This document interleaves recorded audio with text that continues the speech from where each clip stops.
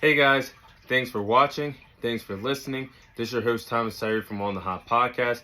Today, I have some bonus content for you guys. The bonus content we'll be covering today will be in the sport of football inside the college football world.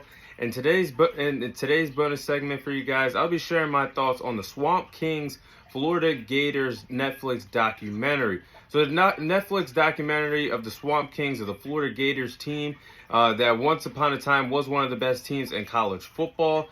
That reigned supreme in the early 2000s in the world of college football. Their Netflix documentary just released a week or so ago, and I'll be sharing my thoughts on that. So overall, I will say that Netflix does put together some good sports documentaries that I've watched over the years. Of course, the Johnny Manziel documentary, the Aaron Hernandez documentary. There's been several documentaries that Netflix has put together sports-wise that have done a great, phenomenal job covering and giving details very thoroughly of what we're going to watch and what we expect to watch. But this one, I have a lot of mixed reactions for the Swamp Kings, the Florida Gators documentary. But let's be honest, this Florida Gators team that reigned supreme in the early 2000s was the reason why I became a Florida Gators fan in college football today. The golden days of Urban Meyer and Tim Tebow, I'm all going to discuss that, but those are the reasons how I became a Florida Gators fan today. Favorite football team, favorite college basketball team in the college sports is my Florida Gators.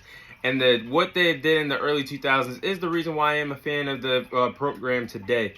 But I'm going to go over my pros and cons of the Netflix documentary, starting off with the pros. Urban Meyer, I like how Netflix showed that he orchestrated a winning program. He was behind the Florida Gators becoming one of the best teams in college football, one of the best teams of the 21st century at his time with Florida. And he made his players sacrifice it all to be great and put it on the line, everything for make the program one of the best in the country by having his players go through grueling workouts.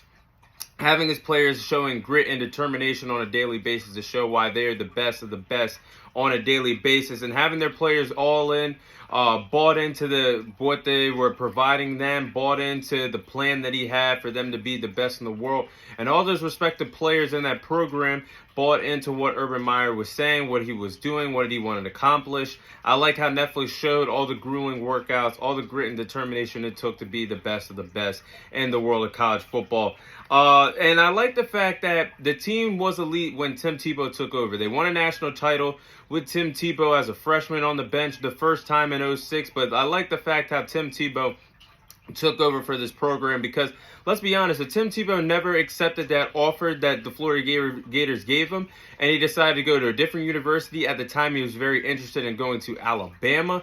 We don't know what would have happened with Urban Meyer in Florida at the time. We don't know if Florida Gators would have been on the map as one of the best teams of the 21st century, the way how they dominated in the early 2000s. We don't know if Tim Tebow doesn't decide to have the decide to go to Florida and he goes elsewhere. But Tim Tebow was really the deciding factor. He was an elite quarterback in college football. You had the team with Tim Tebow, Brandon Stiller, Brandon Spikes, Brandon James, Percy Harvin, Dallas Baker. But Tim Tebow really stood out to me because he was the missing piece of the puzzle in the offensive spread system that Urban Meyer wanted to run. He brought it over from Utah and translated it over to the Florida Gators offense. It really didn't look crisp. It really didn't look clean until Tim Tebow came in and ran the spread offense. And man, he looked like $1 million doing it, because he was one of the best college quarterbacks that this 21st century has ever seen. Two-time national champion, former Heisman Trophy winner. And he was the reason why they won those titles in 2006 and 2008, what he did for the Florida Gators. So Tim Tebow, hats off to him. And I liked how Netflix glorified the glory days of what the Florida Gators were once upon a time in college football. Now, I'm going to break down the cons of what happened in this Netflix series, what Netflix did wrong, what the former teammates that were a part of this documentary did wrong. These are the cons. This Netflix documentary lacked drama. Like I said, Netflix puts together great sports documentaries. The Johnny Manziel documentary, the Aaron Hernandez documentary, for example. They have drama. They have a high anticipation for you to be on the edge of your seat from the start of the documentary to the end of the documentary. And to be quite honest with you guys, it was a 4-series documentary. come episode 3, episode 4, I'm like, it's getting difficult to sit through because it's lacking drama. I lived to watch what the Florida Gators did as a young boy. I already know what happened. Yes, I could have watched the ESPN 30 for 30 take. That's what it felt like. This lacked drama. On that Florida Gators team over the years, there was a total of 41 players. 41 players on the 2008 national title team that were arrested either before or after winning that national championship in 2008. When you think about how many people on a college football team, and you think about it, 41 people got arrested from that program, and you have yet to detail now one of their arrests, why they were arrested, that lacked drama. That has to be an all-time record of players on a former team that have won a national championship together. 41 of them were arrested before or after winning that national title. I thought that lacked drama for not even telling one of those stories of why any one of those players were arrested. And I don't like the fact that Aaron Hernandez was cut from this Netflix documentary of Swamp Kings. Let's be honest, Aaron Hernandez was a huge part of that Florida Gators program and his time spent in college football. He was a golden steal, and he was a golden steal by the New England Patriots when they drafted him when he came out of college football. Everybody knows the history with Aaron Hernandez, yes. And unfortunately, it is what it is, what happened to him. It's unfortunate he took his life. But let's be honest, Netflix already has his documentary out. We already know everything we need to know about Aaron Hernandez.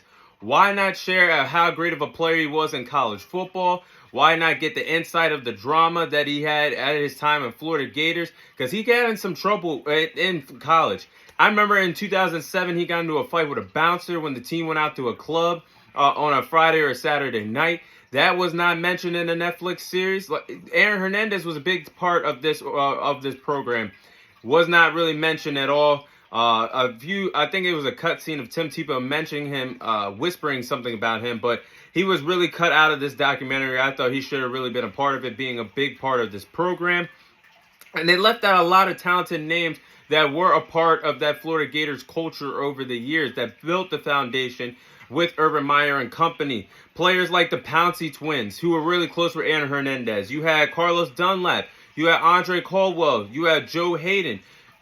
And I think they also dropped the ball on Cam Newton, who originally was a part of the Florida Gators program, backupping behind Tim Tebow. We know the rest is history. He went on to transfer to Auburn, went on to win a national title with Auburn, and became a former first overall pick with the Carolina Panthers.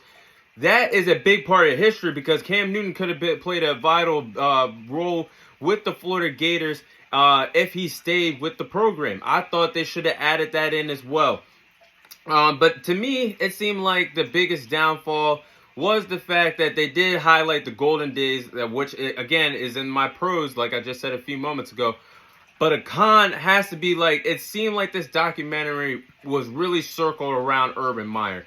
It felt like Urban Meyer was the center of attention of this documentary when it was called Swamp Kings of the Florida Gators documentary. It felt like this was just a documentary of Urban Meyer's time in Florida.